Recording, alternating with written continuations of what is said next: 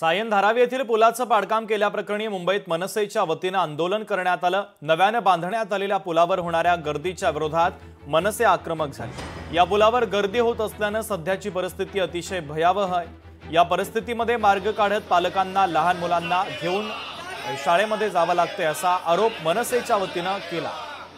या संदर्भात आढावा घेतलाय लोकशाही मराठीच्या प्रतिनिधी भाग्यश्री आचार्य प्रधान यांनी पाहिला।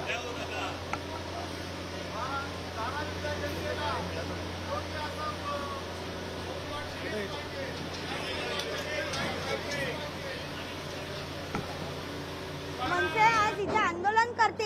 आपण विचारूया त्यांना नेमकं काय कारण आहे मॅडम, इकडे ब्रिज सुरू होऊन आता 2 ते 3 आठवडे झालेत, पण ब्रिज जवळ जे नागरिकांना ज्या सुविधा पाहिजे त्याचा इथे पुरेपूर आम्हाला पुरवठा होत नाही। त्यामुळे इकडच्या येणाऱ्या जाणाऱ्या नागरिकांचा खूप हाल होत आहे।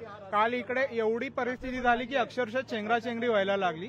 दुपारच्या वेळेला जेव्हा दोन्ही प्रकारच्या शाळा सुटतात इकडे, तेव्हा लहान मुलांना जाण्यासाठी आता हा एकमेव रस्ता आहे जो की सायन पूर्वपासून सायन पश्चिमला जोडला जातो, पण त्याच्यावर काहीच असं तुम्ही सुविधा देत नाहीयेत। मोठ्या प्रमाणात जे बीएमसी स्वतःचं काम इथं चालू आहे, बीएमसी जे समोर वसाहतीचं, तर ते एकदम चांगल्या पद्धतीने चालू आहे। पण सर्वसामान्य लोकांना हा जो पायवाट ही चालू केलेली त्याजवळ पूर्णपणे कोणत्या रेल्वे प्रशासन आणि महानगरपालिका आणि स्थानिक प्रशासन म्हणजे आपण आमदार खासदार बोलतो त्यांचं सुद्धा दुर्लक्ष आहे। आज शाळा बंद आहे म्हणून आज आम्ही हे आंदोलन करतोय की आमच्यामुळे शाळेच्या मुलांना त्रास होऊ नये किंवा नागरिकांना त्रास होऊ नये। फक्त तुमच्या कॅमेऱ्याच्या माध्यमातून या प्रशासनाला जाग येण्यासाठी आम्ही हे करतोय।